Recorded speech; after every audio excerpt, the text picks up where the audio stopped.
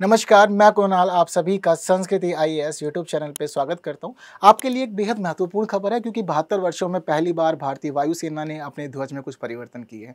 तो देखते हैं कि उन परिवर्तनों के पीछे क्या प्रमुख कारण है और किस-किस समय भारतीय वायुसेना का ध्वज किस रूप में दिखता था।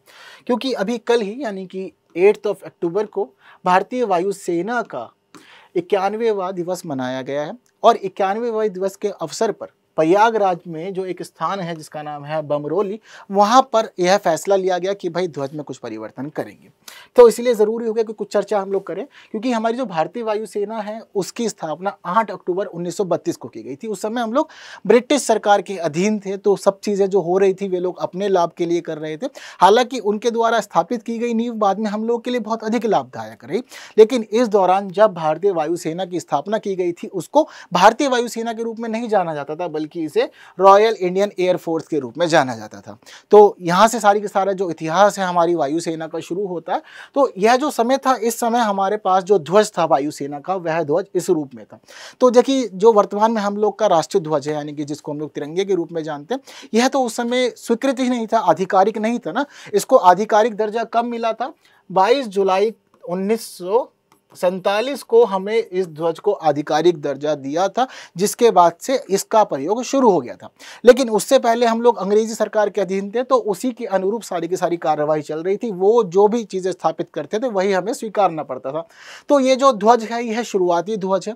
यह जो ध्वज है यह हमारी रॉयल इंडियन एयर फोर्स का था, अंग्रेजी नहीं। तो ये जो पूरा का पूरा झंडा आप देख रहे हैं ये तो यूके का ही है, ठीक है। साथ साथ क्या होता है, यह एक राउंड्स भी चलते हैं साथ साथ में, यानी कि यह जो राउंड्स होते हैं ये हमारे ध्वज से ही संबंधित होते हैं, इसके कलर ही इसमें दिखाए जाते हैं।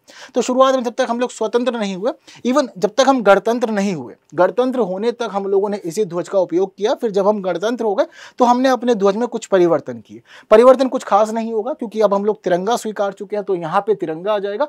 तिरंगे के जो 3 रंग है वह 3 रंग हमें इस राउंड्स में देखने को मिल जाएंगे, ठीक है। तो देखिए, तिरंगा यहाँ पर स्थापित हो जाता है और साथ में इसके राउंड्स भी आ जाते हैं। क्लियर है बात? तो यह जो झंडा था, यह झंडा हम लोग अब तक प्रयोग कर रहे थे गणतंत्र होने के बाद, यानी कि हम मान सकते हैं कि 8 अक्टूबर 2023 तक हम लोगों ने इस ध्वज का उपयोग किया। अब इसी दिन क्या हुआ कि हमने इस ध्वज को एक नया रूप दिया, हालांकि बहुत अधिक परिवर्तन नहीं किया। इसमें हम लोगों ने यह जो ऊपरी स्थान है, ये जो राउंड्स है, इसको हम लोगों ने थोड़ा सा नीचे शिफ्ट कर दिया और इस स्थान पर हम लोगों ने भारतीय वायुसेना का जो प्रतीक चिन्ह है ना, सिर्फ उसको ही शामिल किया है, जिस वजह से अब हमारी वायुसेना का जो नया ध्वज है वह कुछ इस रूप में आ गया है। क्लियर है बात? मतलब ऐसा नहीं है कि आप लोग के लिए बहुत अधिक डिफिकल्ट है चीज़ों को याद करना, बहुत ईजी है। अब देखिए, एक साइड सिर्फ ध्वज है हमारा, यहाँ पर इसके राउंड्स है और यहाँ पर इसके साथ साथ में जो हम देख पा रहे हैं, ये भारतीय वायुसेना का अपना खुद का जो चिन्ह है वह चिन्ह यहाँ पर स्थापित है। तो देखिए, अब यही वाला चिन्ह जो है ना, वही हमारे लिए बेहद महत्वपूर्ण है और चर्चा जो है ना वो इसी पे ही खास हो रही है, क्योंकि इनके पीछे क्या रीजन है, इसके पीछे क्या रीजन है, ये हमें पता है, बट इसकी क्या क्या खास बात है उस पर चर्चा करना जरूरी है क्योंकि एग्जाम में यहाँ से पूछा जा सकता है। तो देखिए, यह जो आप लोग स्क्रीन पे देख पा रहे हैं, यही पूरा का पूरा भारतीय वायुसेना का अपना चिन्ह है। ऊपर इसके हम देख रहे हैं कि सिंह शीर्ष है और सिंह शीर्ष के जो नीचे वाला हिस्सा है यहाँ पर लिखा है सत्यमेव जयते, ठीक है। तो यहाँ पर यह लिखा हुआ है। इसके साथ साथ ही अगर हम स्थिति देखते हैं इसकी, तो इसके नीचे एक बड़ा जो राउंड्स है वह दिखने को मिल रहा है। इस राउंड के अंदर भारतीय वायुसेना लिखा हुआ है, लेकिन भारतीय वायुसेना में जो सबसे खास चिन्ह है इसके अंदर, यह है एक हिमालयन चील का। वायुसेना है तो भाई हवाओं में जाना है, आसमान की ऊंचाइयों को छूकर आना है, तो आसमान के अंदर जो राजा कहलाता है वह मुख्य रूप से चील बाज जिसको हम लोग कहते हैं वह कहलाता है। तो यह जो हिमालयन चील है यह बहुत अधिक ऊंचाइयों तक जाता है, तो इसी वजह से हमारे इस चिन्ह में, वायुसेना के चिन्ह में, इसी हिमालयन चील को स्थापित किया गया। यह जो यहाँ पर प्रतीक है यह दर्शाता है हमारी वायुसेना की सशक्तता और साथ साथ इसकी उड़ान भरने की क्षमता को, इसके बल को, इसके शौर्य को। यह इन सभी चीजों का प्रतीक है।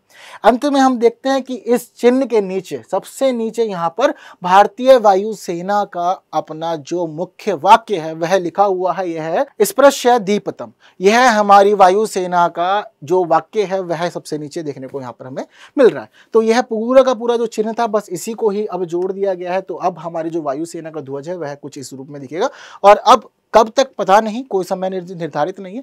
अब जब भी हम लोग देखेंगे तो इसी रूप में अपने इस वायुसेना के ध्वज को देखेंगे। तो यहाँ पर इससे संबंधित कुछ बातें हैं, जैसे कि पुराना इतिहास मैंने आपको बता दिया था कि कैसे कैसे स्थिति बदली, उसके बाद में क्या क्या हुआ। तो इसी संबंधित आपको बातें कि जो वायुसेना का क्रेस्ट है, क्रेस्ट में देखिए सबसे ऊपर समर्पण और प्रतिबद्धता की कहानी दिखा रहा है। यह जो पूरा क्रेस्ट है, इसमें सबसे ऊपर अशोक चिन्ह, इसके साथ में लिखा हुआ है सत्यमेव जयते, और वहीं इसके बाद एक पंख फैलाए हुए हिमालयन चील, जो मुख्य रूप से हमारे शौर्य पराक्रम बल का प्रतीक है, और हल्के नीला घेरा जहां वायुसेना लिखा हुआ है, सबसे नीचे सुनहरी देवनागरी लिपि जिसमें लिखा हुआ है नभ स्पर्श दीप्तम। यह हमारे वायुसेना के लिए वैभव के साथ साथ आकाश को छूने से जुड़ा हुआ है, संस्कृत का वाक्य है ये। तो याद रखिएगा, क्योंकि क्या होता है ना कि हर एक फोर्स का, यानी कि वायुसेना का अलग है, जल सेना का अलग, सबका अपना अलग वाक्य है, तो आपको कंफ्यूज कर सकता है, लेकिन आप स्थिति को जोड़ सकते हैं और याद रख सकते हैं अपने एग्जामिनेशंस के लिए। क्लियर है बात? तो ये इंपॉर्टेंट फैक्ट्स थे जो हमारे वायुसेना के नए ध्वज से संबंधित थे, जो आपसे आने वाले एग्जाम में पूछे जा सकते हैं।